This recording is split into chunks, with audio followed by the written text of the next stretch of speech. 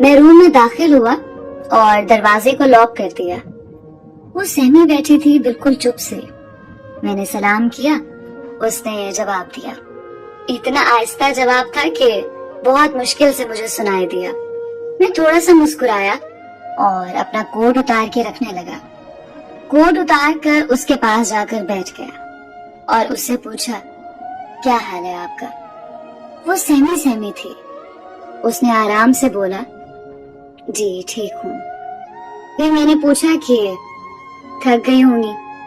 وہ کچھ نہیں بولی۔ میں سمجھ گیا کہ وہ تھکی ہوئی ہے۔ پھر میں اٹھا اور کوٹ کی جیب سے اس کے لیے گفٹ نکال کر لایا۔ وہ ابھی تک سر نیچے کیے بیٹھی تھی۔ میں گفٹ لے کر اس کے پاس جا بیٹھا اور اسے بولا، میری جان، اپنے محافظ کے پاس بیٹھے ہو، پھر اتنی ڈری ہوئی کیوں ہو؟ یہ سن کر اس کے چہرے کا رنگ تھوڑا کھل اٹھا۔ شاید میری اس بات سے اسے اپنائیت کو حوصلہ ملا۔ خیر، میں نے گفٹ کھولا جو بریسلیٹ تھا۔ میں نے پیار سے اس کا ہاتھ اٹھایا اور اسے گفٹ پہنانا شروع کر دیا۔ جب گفٹ پہنا دیا تو میں نے اپنے ہاتھ سے اس کی ٹھوڑی سے اس کا چہرہ اوپر اٹھایا، جو تب سے نیچے تھا جب سے میں روم میں آیا۔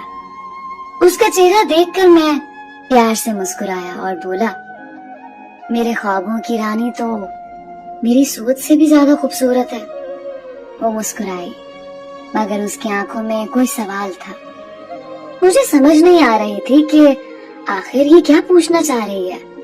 میں نے اسے بولا، چلیں اٹھیں، نوافل ادا کریں اور عشاء کی نماز بھی۔ وہ اپنے کپڑوں کی طرف دیکھنے لگی۔ میں نے بولا، آپ چینج کر لو نا۔ اس نے چینج کیا اور میری طرف دیکھنے لگی تو میں ہنس پڑا، کیونکہ اس نے ابھی بھی نیکلس وغیرہ پہنے ہوئے تھے۔ میں اس کے پاس گیا اور پیار سے اس کا نیکلس اتارتے ہوئے اس کے کان میں آرام سے بولا، یہ ان کپڑوں پہ سوٹ نہیں کر رہے۔ وہ بھی ہنسنے لگ گئی اور ایسے لگ رہا تھا جیسے وہ میری ہر بات کے بعد مجھے سمجھنے لگی تھی اور اس کی خوشی بڑھ رہی تھی۔ خیر، ہم دونوں نے نوافل ادا کیے اور نماز بھی ادا کی اور اپنے مستقبل کے لیے دعا بھی کی۔ پھر میں نے جائے نماز پر ہی بیٹھے بیٹھے اسے بولا کہ چلو کھانا کھاتے ہیں۔ دونوں آ کر بیٹھ گئے اور میں نے خود کھانا لگانا شروع کر دیا۔ وہ پہلے چپ تھی مگر اب اس کے چہرے پر خوشی سے تھی۔ کھانا پہلے میں نے شروع کیا کیونکہ وہ شرما رہی تھی۔ پھر میں نے چمچ میں چاول ڈالے اور اسے کھلانے کے لیے اس کے منہ کے پاس لے گیا۔ وہ مسکرائی اور کھا گئی۔ کھانا کھا ہی رہے تھے کہ وہ مجھے اچانک سے بولی، آپ مجھے کبھی چھوڑ تو نہیں دیں گے؟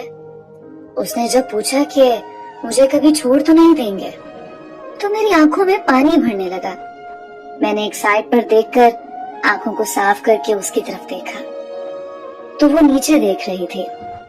اسے شاید شرمندگی ہو رہی تھی کیونکہ وہ سمجھ رہی تھی کہ اس کے سوال کی وجہ سے میری آنکھوں میں آنسو آئے۔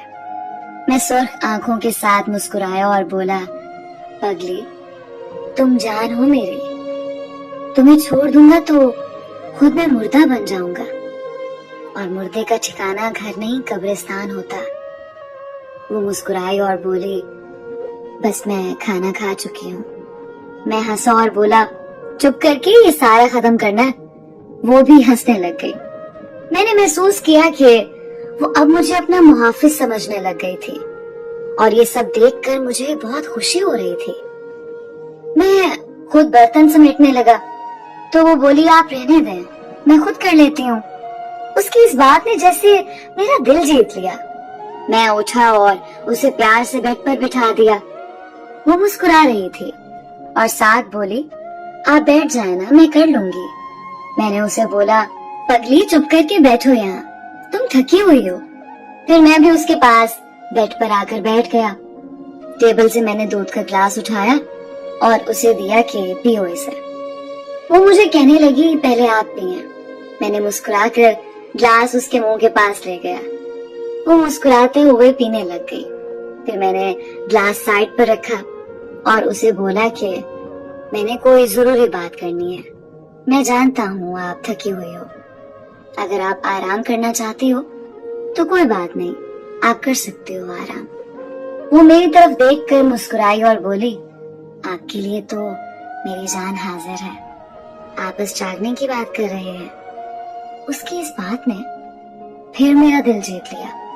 मैं उठा और दोनों तकिए बेड के साथ रखे और खुद टेक लगा के बैठ गया और उसे भी बोला, टेक लगा के बैठ जाओ। वो जैसे ही पीछे हुई तो मैंने उसे अपनी तरफ खींचकर अपने कंधे से टेक लगा दी।